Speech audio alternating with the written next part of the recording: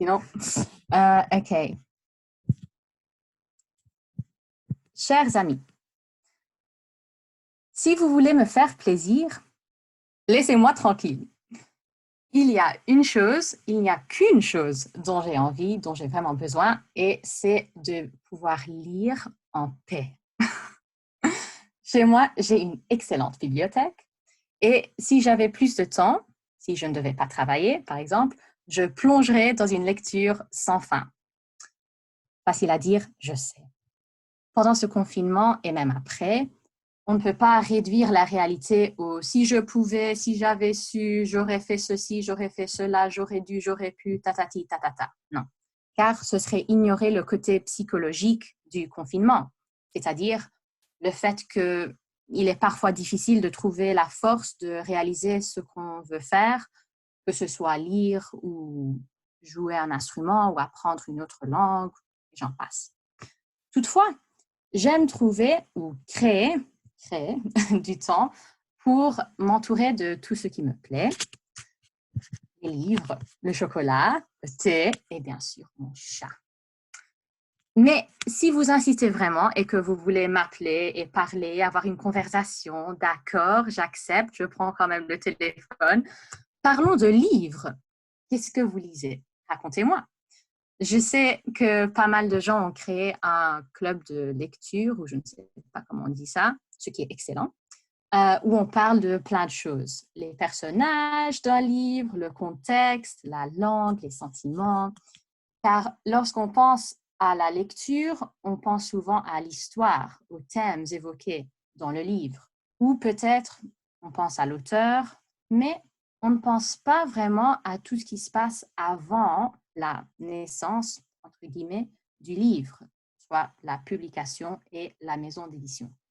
Donc aujourd'hui, je vais vous présenter l'histoire de la maison d'édition Gallimard, une des plus grandes dans le monde francophone, tout en analysant comment elle a atteint à une position tellement dominante dans ce secteur. Mais bien sûr, je ne pourrais pas vous raconter toute l'histoire non plus, car on sera là jusqu'à demain. On serait là jusqu'à demain. Mais avant de nous lancer dans la chronologie, pour vous donner une idée du succès de Gallimard, elle dispose d'un catalogue de quelques 30 000 titres, 9 000 auteurs et 240 collections de littérature et d'essais. Je vous montrerai plus tard, j'ai mes livres ici. Ce qui fait de Gallimard aujourd'hui le premier éditeur français indépendant. Mais au début, c'était bien différent de cela. Avant la maison d'édition, il y avait la NRF, c'est la Nouvelle Revue Française. Et c'était une revue de littérature et de critique qui était créée en 1909 par un groupe d'écrivains réunis autour d'un homme qui s'appelait André Gide. Et avec le bon accueil de leur revue, ils voulaient disposer d'une propre bibliothèque pour y faire publier en volume certains des textes parus ou apparaître dans la NRF. L'homme qui gérera toutes les affaires sera Gaston Gallimard, d'où le nom Gallimard. Son rôle, il signait les contrats, il négociait avec les imprimeurs, il visitait les librairies, j'ai trop envie, et il contribuait largement au financement de l'entreprise. Donc, un jour, le 31 mai 1911, 2 ans après l'inauguration de la Nouvelle Revue Française, des jeunes gens passionnés de la littérature ont décidé de créer leur propre maison d'édition. Alors qu'ils étaient pauvres, aucun ne possédait même une machine à écrire. Leur but, c'était d'éditer des livres pas reconnus qui un jour le seront. Donc, parlons-en dans plus de détails. En 1912, on voit l'une des plus grandes erreurs de la maison d'édition. Gallimard, préparez-vous, refuse de publier le premier volume de Proust, à la recherche du temps perdu. Ce qui est énorme. C'est comme, imaginez, quand l'auteur de Harry Potter, J.K. Rowling, quand elle a présenté son livre à plusieurs maisons d'édition, elle a été refusée par plein Donc, c'est un peu comme ça. Ils ont dit que Proust était un auteur mondain, gravitant sur une orbite morale, sociale et esthétique qui n'était pas celle de la NRF. Mais après qu'ils aient tous lu le livre, ils se rendent compte de la gravité de cette erreur. Ils ont compris que Proust était un très grand écrivain à ne pas laisser tomber.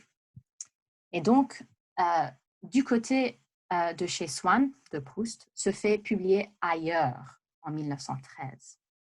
Grande erreur.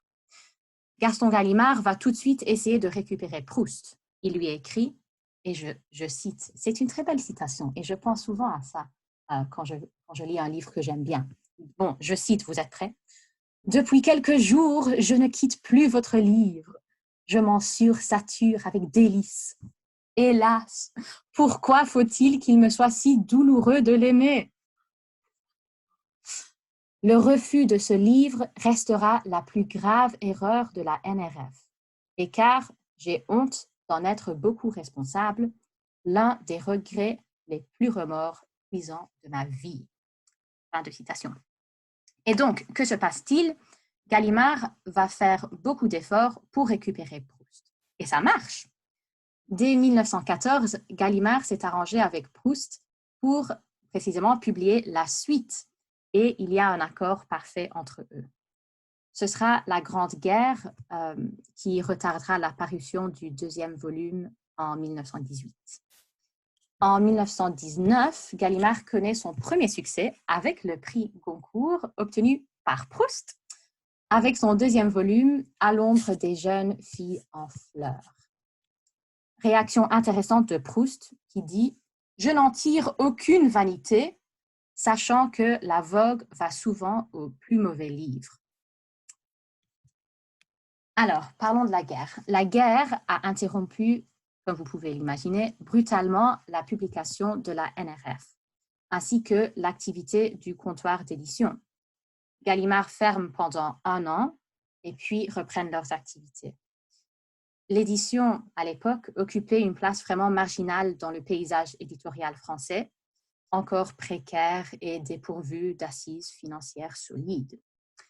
Et puis aussi, il y a les transports qui ne fonctionnent pas ou qui fonctionnent mal et le prix du papier, devenu rare, augmente. Mais encore faut-il pouvoir l'imprimer. L'imprimerie Sainte-Catherine de Bruges, avec laquelle travaillait la NRF depuis 1911, est très tôt occupée par les Allemands avec l'invasion de la Belgique. S'ajoute à tous ces obstacles celui de la censure. Gaston Gallimard publiera donc clandestinement quelques œuvres. Pas comme les autres maisons d'édition qui ne publiaient que de la littérature consacrée à la guerre, Gaston Gallimard avait un programme éditorial plus varié. Donc voilà. En 1917, Gaston Gallimard part aux États-Unis, où il aura de l'expérience en gestion financière et matérielle. Et il reviendra à Paris en 1919 avec l'idée de séparer l'édition de la NRF et de créer sa propre librairie. Donc, ce qu'il fait, il va racheter l'imprimerie à Bruges et c'est vraiment à partir de ce moment-là qu'on peut parler de la maison d'édition Gallimard. Les années d'entre-guerres voient s'élargir ce spectre éditorial de la maison avec la création de nombreuses collections. Vous pouvez les voir aujourd'hui. Après, je vous montre. Mais la période est également marquée par la publication de grands textes de Freud, par exemple, ou bien la philosophie existentialiste de Sartre, les œuvres de Antoine de Saint-Exupéry, Simenon, etc. Mais pas tout le monde est content. Gallimard fera face à des problèmes lors de quelques publications dites polémiques qui, soi-disant, déshonorent la France. Et puis, vous l'avez deviné, Deuxième Guerre mondiale, les nazis occupent la France et ils contrôlent l'édition. La censure revient encore une fois et ils ordonnent le retrait de nombreux ouvrages.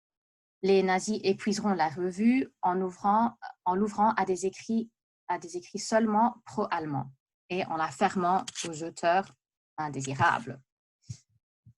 Et puis, je vais terminer mon parcours historique parce que sinon, je n'aurai pas le temps de vous montrer mes livres. Ma partie préférée. Donc, j'avance plus rapidement. Ne paniquez pas. Donc, en 1951, André Gide meurt. Donc, évidemment, une période très douloureuse pour Gaston et la maison d'édition. Dans les années 60, on voit un grand succès du Petit Prince. Oui, que je crois que c'est le livre le plus traduit, le livre français le plus traduit, à part la Bible. Et puis, dans les années 70, on voit le décès de Gaston Gallimard, et puis c'est son fils cadet qui est le successeur. Alors, son fils, il lance les éditions Folio. Je peux vous montrer. Il y a les éditions... je ne peux pas commencer par ça. C'est trop la honte parce que, en fait, ce livre, je l'ai acheté à Paris au bouquiniste. C'était 3 € et vous voyez, je ne l'ai toujours pas ouvert. J'ai la flemme de le lire, donc si quelqu'un veut le lire avec moi, vous me le dites. Pardon. Donc, oui, vous pouvez voir sur cette édition-là qu'il y a Fleur du mal, j'allais dire de mal, NRF, Nouvelle Revue Française.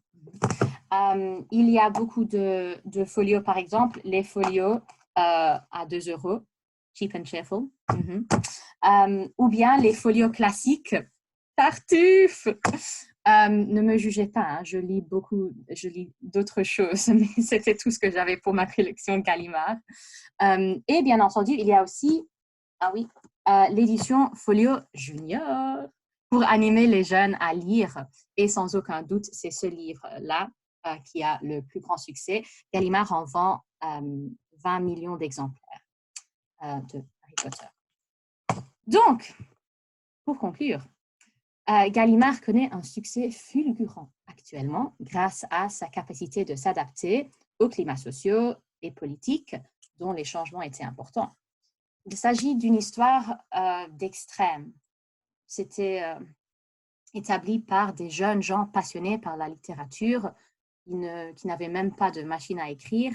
Et puis maintenant, il a petit à petit monté l'échelle sociale et économique jusqu'à obtenir le titre de parmi les meilleures maisons d'édition aujourd'hui. Et ne cessant jamais de travailler et ne se laissant jamais vaincu par les critiques, la censure et de nombreux défis sociaux, comme par exemple la perte d'auteurs importants ou bien l'introduction du prix unique ou le livre numérique, Gallimard a pu jouir de ce succès toujours existant aujourd'hui. Donc voilà, j'espère que vous avez beaucoup appris et vous avez beaucoup travaillé, donc vous méritez au moins 2 heures de lecture sans interruption. Bonne lecture!